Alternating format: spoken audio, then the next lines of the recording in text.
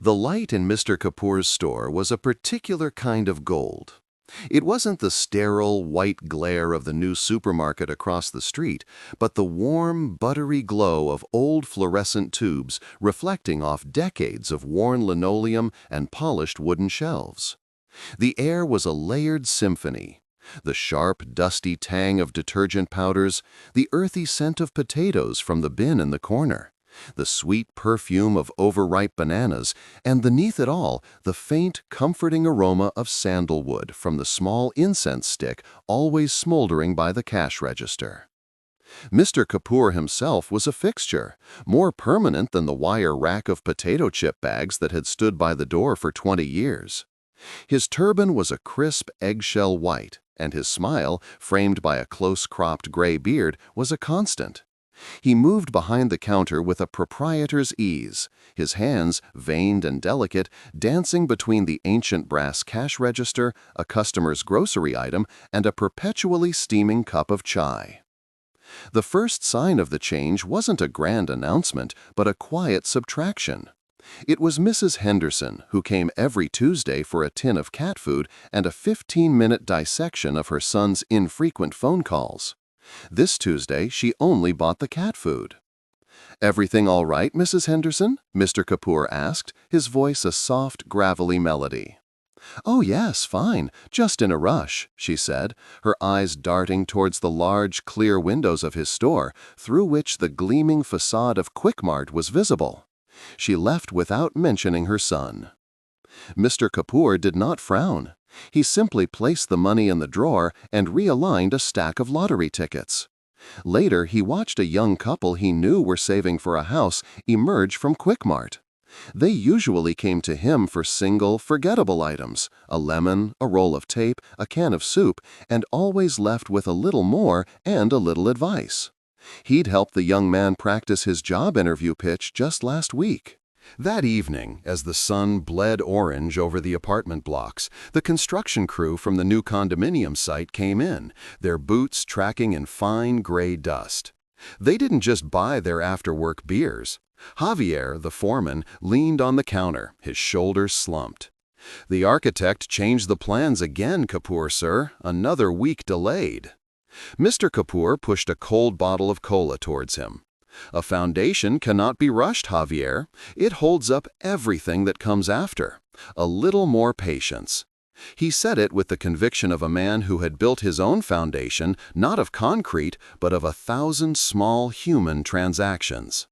The real challenge came in the form of young Leo, a boy of 10 whose mother often worked late.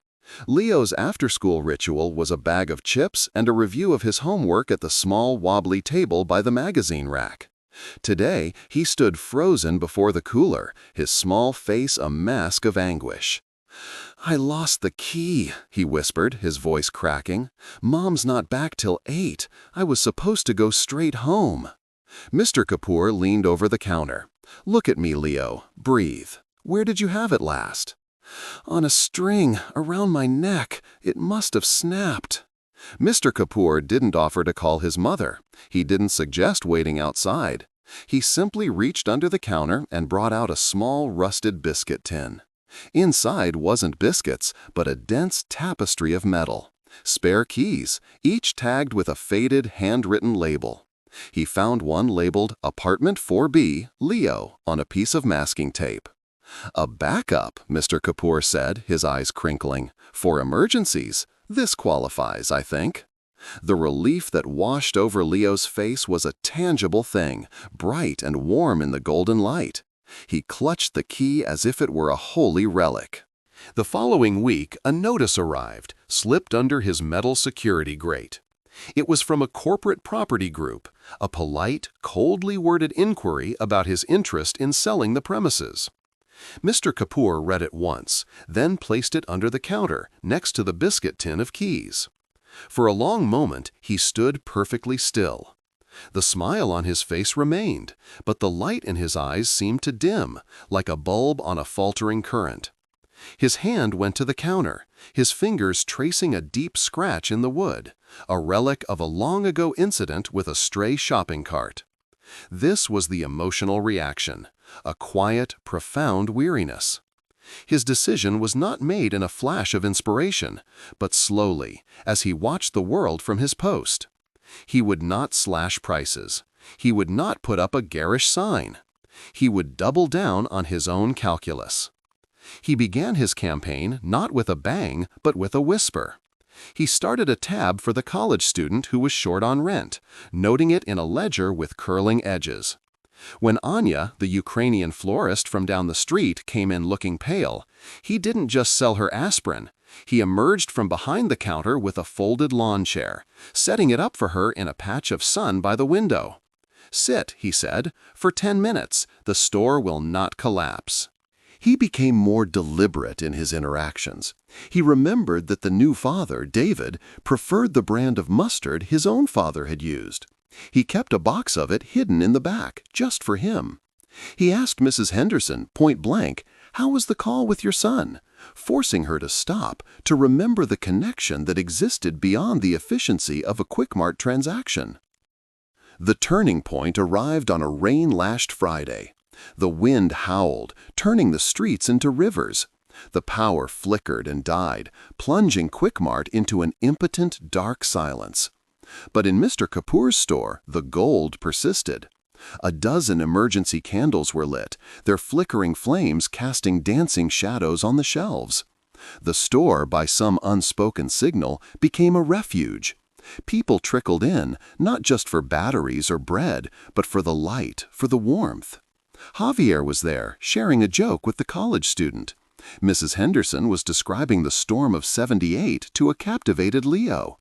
Anya, the florist, was helping Mr. Kapoor restock the cooler. Her color returned.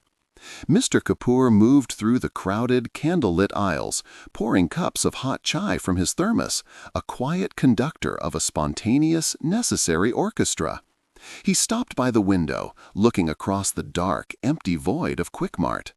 Then he looked back at his store, at the living, breathing community gathered within its warm, golden embrace. The faint worry line that had etched itself between his brows in recent weeks finally smoothed away. The soul of a store, he thought, wasn't in its inventory. It was in the weight of a spare key in a small, trusting hand. It was in the shared silence during a blackout, the warmth of a borrowed chair, the specific mustard in the back for a man trying to be a good father.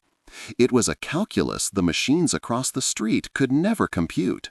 And as the rain hammered its old, familiar rhythm on the roof, Mr. Kapoor knew, with a deep, unshakable certainty, that his foundation would hold.